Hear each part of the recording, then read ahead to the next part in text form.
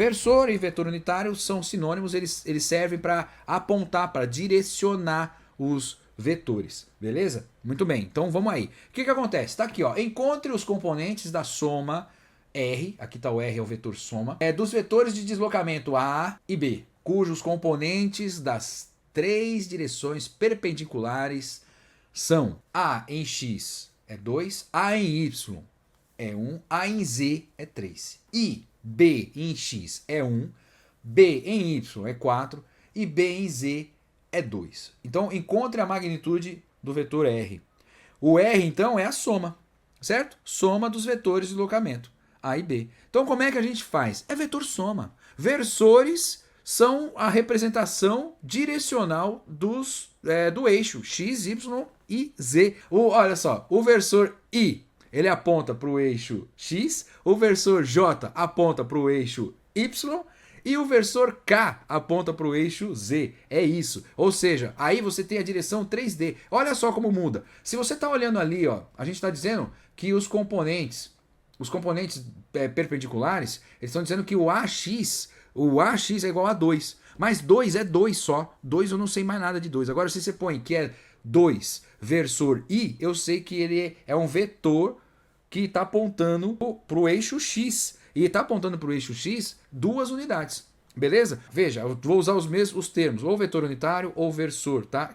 São sinônimos, certo? Vetor unitário ou versor. Por quê? Por que vetor unitário? Porque, cara, se você pega o AX, por exemplo, vamos pegar o BY, que é 4. BY é 4. Ele está apontando, nesse caso aqui, por exemplo, se você coloca BY vezes vetor unitário J, você está dizendo que você está pegando o 4, que é o valor dele, a magnitude dele é 4, multiplicando por 1, que continua sendo 4. Só que é 1 apontado para o eixo Y. Então você já sabe isso. Por isso que vetor unitário. Vetor unitário, então, tem essa característica de apontar, né, o vetor naquela magnitude para aquele lado, né? No caso, o I aponta para o eixo X, o J aponta para o eixo Y e o K aponta para o eixo Z. Lembrando também, detalhe, hein? Alguns livros colocam em cima dos vetores unitários uma setinha. Eu estou colocando aqui um circunflexo. Daria para colocar uma setinha também, mas eu não quero confundir nada. Eu estou colocando setinhas em cima dos vetores. E dos vetores unitários eu estou colocando o circunflexo, beleza? Vamos lá, vamos seguir então. Então, o que acontece? A gente quer saber a soma, certo? A soma, já que o vetor R é o vetor soma, então a gente vai somar esses dois vetores, o vetor A e o vetor B. Então, como é que a gente soma isso? É simples, cara. É pegar aquilo, primeiro a gente decompôs em versores, em vetores unitários, o vetor A e o vetor B. Feito isso, a gente só substitui. Exato, coloca ali onde está o vetor A mais o vetor B, põe esses dois valores aqui, simples assim, vai ser isso mesmo. O vetor, então, resultante, por isso está em R aí, o resultante, ele vai ser, então, o componente x de A, I, mais o componente y, J, mais componente z de A, K, beleza? Mais, aí põe o vetor B. O vetor B é o quê? É o componente de x B, I, mais componente y, B em J, e mais componente z de B em K, beleza? Muito bem, feito isso, agora é só substituir valor, simples, vamos lá. Então, qual que é? Vai substituir o valor, mas o I, J, K não vai substituir, certo? Porque o I, J, K, quanto vale o I, o J e o K?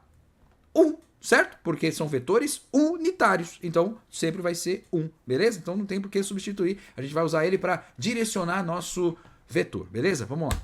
Aí tá aí, ó. Então vamos substituir, ainda não substituir os valores, vamos agora primeiro separar, colocar tudo nos seus respectivos vetores. Colocar em evidência, né? Vou colocar os vetores em evidência. Então veja, tanto no vetor A quanto no vetor B, você tem componentes I, J e K. Então você separa isso. A gente vai pegar o componente x de A mais o componente x de B multiplicado pelo versor I, beleza? Beleza. Aí a gente vai fazer essa soma. Vai também somar, então, aí vai pegar, então, juntar o componente y de A mais o componente y de B e multiplica pelo versor J, beleza? Certo? E aí a gente vai fazer a mesma coisa pro Z, né? Então pega o componente em Z de A mais o componente em Z de B e multiplica pelo versor K. Beleza, agora sim a gente substitui cada valor, porque a gente tem o AX, o AY, AZ, temos o BX, o BY e o BZ, só substituir valor. Vamos aí. O AX no enunciado é 2, mais o bx é 1. Beleza. O AY no enunciado é 1, mais o BY é 4. O AZ no enunciado é 3, mais o BZ no enunciado é 2. Muito bem, só substituir. Então, 2 mais 1 é 3, fica 3i mais 5j mais 5k. Esse é o resultado, certo? Então, o resultante é esse. Como é que você encontra a magnitude disso? A gente vai usar o esquema igual o Pitágoras. Só que o Pitágoras ele usa 2D, a gente vai usar o 3D, mas é a mesma coisa, tá? Né? Ele vai andar 3 em x, vai andar 5 em y e vai andar mais 5 em z, beleza? É assim que funciona. Vamos continuar então para encontrar a magnitude. Para isso, vamos usar o seguinte. Vamos lembrar que o vetor, todo vetor pode ser componentizado, né? Então aqui a gente está colocando em componentes de x, y e z. Vai pegar, vai separar agora os componentes, certo? Vamos lembrar assim, ó, que o eixo vamos lá, o componente x do vetor resultante vai ser então o ax mais bx, certo? Vai ser o ax mais bx porque realmente é a soma. Vai, lembrando disso aqui, né? Vamos lembrar aqui, ó. Lembrando disso aqui, ó, certo? Ax mais bx, lembra? Tá aqui, ó. A gente tá pegando exatamente essa parte aqui, ó. Essa parte aqui, ó. O componente x é ax mais bx, o componente em y do resultante é ay mais by, porque é igual lá, e o componente em z da resultante é az mais bz. Tudo bem? Guarda isso aí e vamos agora fazer conta. Vamos lembrar então aqui do Teorema de Pitágoras, vamos só olhar que olhando como o Teorema de Pitágoras, a gente vai do mesmo jeito elevar ao quadrado tudo para conseguir encontrar então o que a gente quer. A gente quer então a magnitude do R, certo? Como é que a gente faz isso? Beleza, no Teorema de Pitágoras a gente elevava ao quadrado o vetor e sabia que ele era igual ao quadrado dos catetos, do componente x e do componente y. Nesse caso, você vai elevar ao quadrado o vetor e você sabe que isso vai ser igual ao quadrado também dos catetos tridimensionais, ou seja, o componente x ao quadrado, o componente y ao quadrado e o componente z ao quadrado. Simples assim, não tem dificuldade. Vamos lá, só substituir. Vamos que vamos. Aí, ó, a gente já sabe aqui, ó, vai ser raiz, certo? A gente já fez essa conta aqui, ó. Já fez essa conta e vamos fazer de novo. O que acontece, ó? Tá aqui, simples assim, ó. A gente tá representando a componentização. Podia já colocar os valores que a gente já colocou lá atrás, vamos só refazer as contas aqui, ó.